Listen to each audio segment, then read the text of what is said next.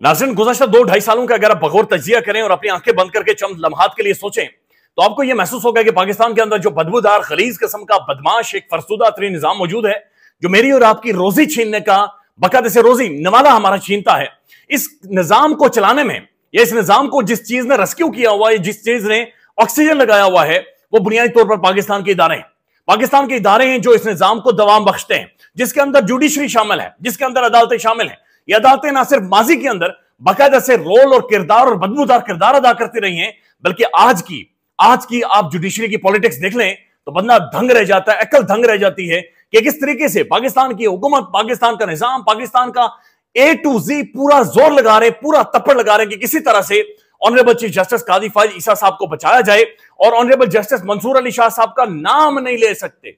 यानी बहुत सारे हुकूमती वुज़रा हमतरीन शख्सियत नाम उनका लेने से कासिर हैं, बल्कि यहां तक खबरें रिपोर्ट हो रही है मोतबर साफियों की जानिब से कि ऑनरेबल जस्टिस मंसूर अली शाह साहब के हवाले से एक प्रेस कॉन्फ्रेंस आने वाली है। कोई वकील साहब है जो उनके खिलाफ खुदा ना खास्ता प्रेस कॉन्फ्रेंस करने जा रहे हैं। ये सदीक जान साहब को सुन लें। कुछ चीजें लीक कर रहे हैं, बज़ाहिर वो मंसूर अली शाह साहब के साथ खड़े हैं, लेकिन वो चीजें लीक कर रहे हैं, बता रहे हैं, और ये भी कोई बईद नहीं है कि वो वकील साहब जो हैं मंसूर अली शाह साहब के खिलाफ किसी मौके पे कोई प्रेस कॉन्फ्रेंस भी कर दें। अंदाजा लगा लें कि पाकिस्तान के मौजूदा वजीरे दिफा, जिनका काम यह मुल्क का दिफा करना, लेकिन वो सिर्फ डुबकियां लगाते हैं, अम्ब चूसते हैं और रिहाना डार साहब ऐसे बेइज्जती करवाते हैं। उनसे जब मंसूर अली खान साहब ने यह सवाल पूछा कि क्या मैं पट्टी चला दूं कि जनाब जो मंसूर अली शाह साहब वो आने वाले चीफ जस्टिस हैं, तो फिर उनकी जुबान कैसे फिसली? उन्होंने कहा सिप ऑफ द कप। ये भी सुन लें। तो मैं अगर वो यहाँ पे आपके नाम से पट्टी चला सकता हूँ कि ख्वाजा आसिफ साहब कह रहे हैं कि इस मुल्क के अगले चीफ जस्टिस मंसूर अली शाह साहब ही होंगे? नहीं, मैं देखें, देयर इज कुछ क्या कहते हैं, स्लिप इन द कप। मैं समझ गया, अभी काफी देर है, 2 महीने पड़े हैं। और फिर शाहजेब खानजादा साहब के शो में वजीर कानून आजम नजीर तारड़ साहब बाकायदा से शाहजेब साहब ने 8 दफा कोई उनसे पूछा कि जनाब मंसूर अली शाह चीफ जस्टिस बनने वाले हैं कि नहीं, मंसूर अली शाह चीफ जस्टिस बनने वाले हैं या नहीं। उनके मुंह से एक दफा भी ऑनरेबल जस्टिस मंसूर अली शाह साहब का नाम नहीं निकला। अंदाजा लगा लें जिस मुल्क के अंदर अदालतों को मैनेज किया जा रहा हो, और ये सरेआम हो रहा है, ये सब कुछ आपको जो नजर आ रहा है ये हो रहा है। अब बल्कि कौमी असम्बली के अंदर आज क्या हुआ है, ये जनाब कौमी असम्बली के अजलास में कुछ बिल्स पेश किए गए हैं, और ये बिल्स एक लोटे का इस्तेमाल किया गया है नूर आलम खान साहब का। नूर आलम खान साहब का रिजीम चेंज के अंदर बड़ा किरदार रहा है, और इनके हवाले से अवाम ने बड़ा सख्त रद्द-ए-अमल दिया था। ये लौटा हुए थे, ये वही लौटा हुए थे जिनके बारे में मरीम साहब ने कहा था कि लोटे का काम तो बाथरूम के अंदर होता है। लेकिन मौलवी फजल रहमान साहब ने अपना कांधा प्रोवाइड किया है, अब नूर आलम खान साहब कौमी असम्बली के अंदर बिल्स लेकर आए। अब बिल्स को आप देख लें, उससे आपको पता चल जाएगा किस तरीके से चीजें मैनेज की जा रही हैं। पहला बिल है जनाब कौमी असम्बली की तश्कील, दूसरा बिल है सेनेट की तश्कील, तीसरा बिल है सूबाई असम्बली की तश्कील। अब यहां तक एक बाकायदे से एक माहौल बनाया गया था। उसके बाद आगे सुने, चीफ जस्टिस का तकर्रुर यानी appointment of chief justice, supreme court के दायरा इख्तियार, हाई कोर्ट के जजेस का तकर्रुर, हाई कोर्ट के जजेस की तादाद, तौहीन अदालत कानून का इख्तियार, अदालती अफसरान ओ मुलाजमीन। ओवरऑल आपको नजर आता है कि पूरा एक अदालती ढांचा है जिसे लेकर ये कौमी असम्बली के अंदर आ गए हैं। और ऐसा महसूस हो रहा है कि पूरे कॉन्स्टिट्यूशन को, पाकिस्तान के 1973 के पूरे आइन को नूर आलम खान साहब ये समझते हैं, या उनकी ये दानिश ये समझती है, उनकी फहम, उनकी जो अकल है, उनकी मंतक है, उनके लॉजिक ये समझती है कि जनाब पूरे कॉन्स्टिट्यूशन को हम बदल दें, पूरे कॉन्स्टिट्यूशन के अंदर हम एक पूरा भौचाल लेकर आए, एक जलजला बर्पा कर दें और उसके बाद चीजों को आगे लेकर जाएं। ये एक जिनका सियासी तारुफ ये है कि वो लोटा है, उन्होंने जनाब ये सारी कार्रवाई डाली है और एक कार्रवाई डालने की कोशिश की, और उसका बुनियादी मकसद आप सबको पता है, एक जुडिशियल पैकेज लेकर आना है, एक जज को रेस्क्यू करना है, निजाम को रेस्क्यू करना है, निजाम की गारंटी लेनी है, चीजों को आगे लेकर जाना है। सो दिस इज हाउ निजाम कौन सा चल रहा है, फरसुदा तरीन निजाम। यानी एक जज साहब के क्या ये रिमार्क्स हो सकते हैं? नईम हैदर पंचोदा साहब, इमरान खान साहब के जो वकील हैं, आप सिर्फ उनकी स्टेटमेंट सुन लें कि आज अडयाला जेल में बुशरा बीबी ने कहा कि मैं नमाज पढ़ती हूँ जज साहब, छत से चूहे गिरते हैं और यकीन माने बालकनी में हम चलते हैं, हमारे पांव के नीचे चूहे आते हैं, इसके बारे में कुछ करें। तो जज साहब ने कहा आप उन चूहों के साथ खेला करें, आप उन्हें फुटबॉल बनाया करें या बैट लेकर उनके साथ क्रिकेट खेला। ये नीम पंचोदा साहब को सुन। उन्होंने कहा कि वो जो सेल है उसके अंदर जो उसका छत है, उस छत के अंदर से चूहे, उन्होंने कहा कि वो गिरे हैं, और उन्होंने जाकर शिकायत इससे पहले बाहर की है, और चूहे इतने वहाँ पर, क्योंकि पुराने कमरे हैं, गंदे कमरे हैं, तो चूहे जो हैं वो इतने ज़्यादा होते हैं कि बाहर वॉक करते हैं तो वो उस वक्त भी पाँव में चलते रहते हैं। تو آگے سے میں جج صاحب کی بات کے اوپر حیران تھا کہ وہ کہہ رہے تھے کہ اس کو پھر فٹ بال بنا لیں. انہوں نے کہا کہ وہ تو فٹ بالوں گیند کی طرح آ رہے ہوتے ہیں. انہوں نے کہا پھر آپ اسے کھیلیں.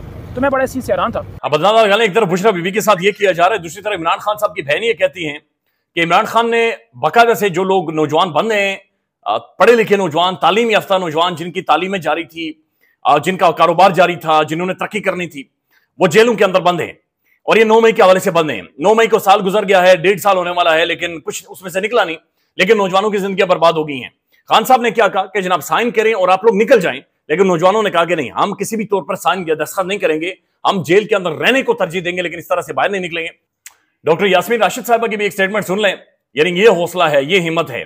میاں صاحب جب پوچھتے ہیں کہ مجھے کس نے نکالا, تو میرے خیال میں انہیں یہ ویڈیو دکھانی چاہیے کہ آپ کو اس نے نکالا ہے. آپ کو کسی اور نے نہیں نکالا, آپ کو کوئی خلائی مخلوق نے نہیں نکالا, آپ کو لاہور کی مخلوق نے, لاہور کی ایک مریضہ, ایک ڈاکٹر نے آپ کو نکالا ہے. خواجہ آصف صاحب ڈیفنس منسٹر, یعنی ایک تو خواجہ صاحب کی سمجھ نہیں آتی کہ خواجہ صاحب کہنا کیا چاہتے ہیں اور کرنا کیا چاہتے ہیں. خواجہ صاحب یہ کہتے ہیں کہ پاکستان میں 800 سے زیادہ فیول پمپ کا نیٹ ورک رکھنے والی فرانس کی کمپنی جناب ٹوٹل انرجی نے اپنے 50% بزنس جناب $26.5 ملین مالیت میں شیئر کر دیا ہے, یہ بیچ دیا ہے, فروخت کر دیا ہے. خواجہ صاحب کہہ رہے ہیں کہ اس کا مثبت پہلو یہ ہے کہ سوئٹزرلینڈ کی کمپنی نے یہ سارا کچھ خریدا ہے, اور سوئٹزرلینڈ کی کمپنی آ گئی, لہذا پہلے ایک کمپنی تھی پاکستان میں, اب دوسری کمپنی بھی آ گئی ہے. یعنی ایک کمپنی اگر کسی ملک کے اندر پروگریس کر رہی ہو, ترقی کر رہی ہو, تو وہ کیوں اپنے شیئر بیچ کر دوسری کمپنی کو دے گی؟ یہ سوال خواجہ صاحب نے اس کا جواب نہیں دیا. لیکن خواجہ صاحب کہتے ہیں کہ ایک کمپنی نے اپنے شیئرز بیچے ہیں لیکن دوسری کمپنی نے خریدے ہیں, تو اس کا مطلب ہے 2 کمپنیاں ایک ٹائم میں پاکستان میں آ گئی ہیں اور سرمایہ کاری بڑھے گی.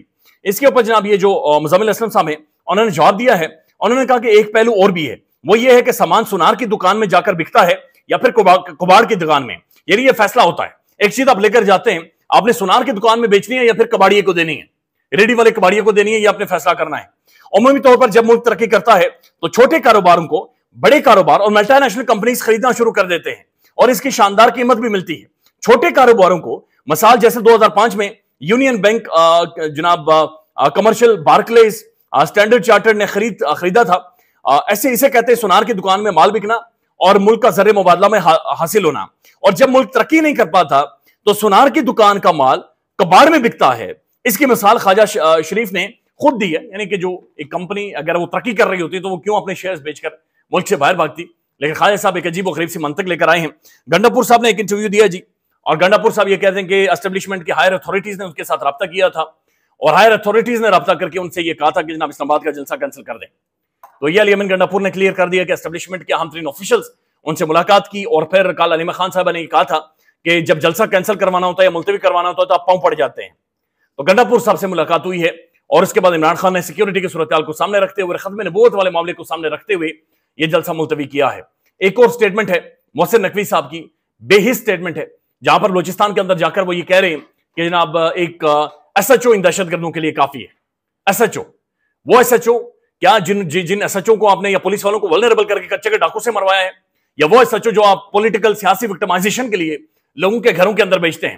کون سے ایس ایچ او کی بات چیت کی ہے یہ کسی کی سمجھ میں نہیں ہے. لیکن یہ انتہائی بے حس سٹیٹمنٹ ہے ایک ایسے صوبے کے اندر موجود جا کر کہ جہاں پر 40 لوگوں کا گلے کاٹے گئے, خون کی ہولی کھیلی گئی ہے, لیکن وہاں پر جا کر یہ اس طرح کی گفتگو اور بات چیت کرنا, یہ بے حس قسم کی غیر ذمہ دارانہ سٹیٹمنٹ ہے جو نقوی صاحب نے کی ہے. خیال رکھیے گا. اللہ حافظ. پاکستان میں اس وقت سب سے بڑا مسئلہ بولنے کا ہے. پاکستان میں بولنے نہیں دیا جاتا, زبانیں کھینچ لی جاتی ہیں, ڈر ہے, خوف ہے, ٹیرر ہے.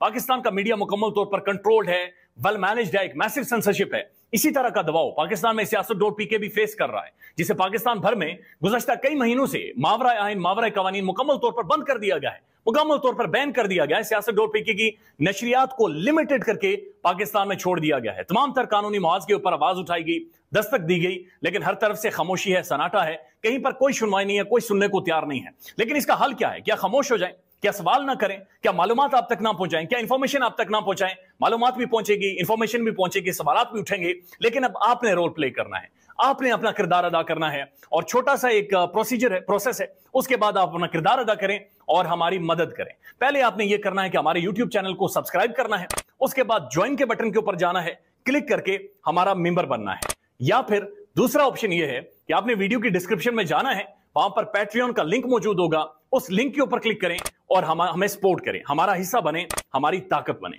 خیال رکھیے گا. اللہ حافظ.